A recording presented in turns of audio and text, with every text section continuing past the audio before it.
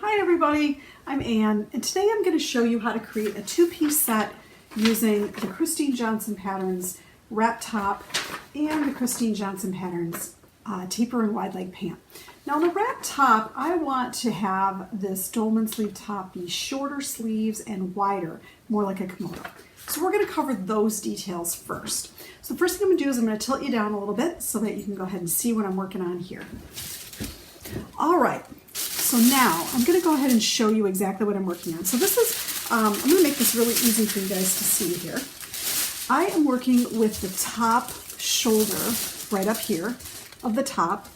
This is the wrap front. So this is the part that comes down in front over to one side of you. This is the front pattern piece. And this is the dolman sleeve down here all the way down to the end. So you've got the long sleeve all the way down here.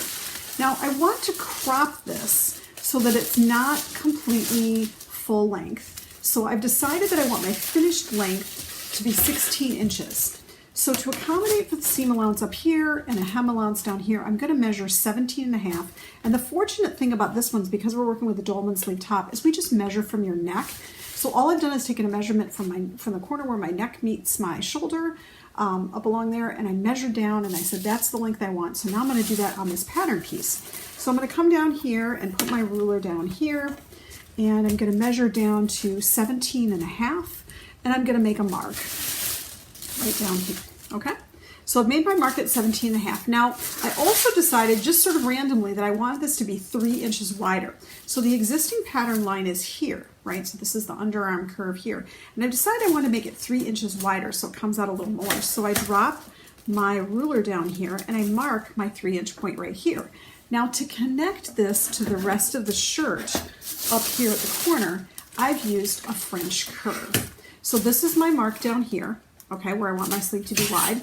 And then this is the existing sleeve here, and I want this to be nice and soft and curved. So I've dropped my French curve right on there like that, and I've drawn a line from here to here.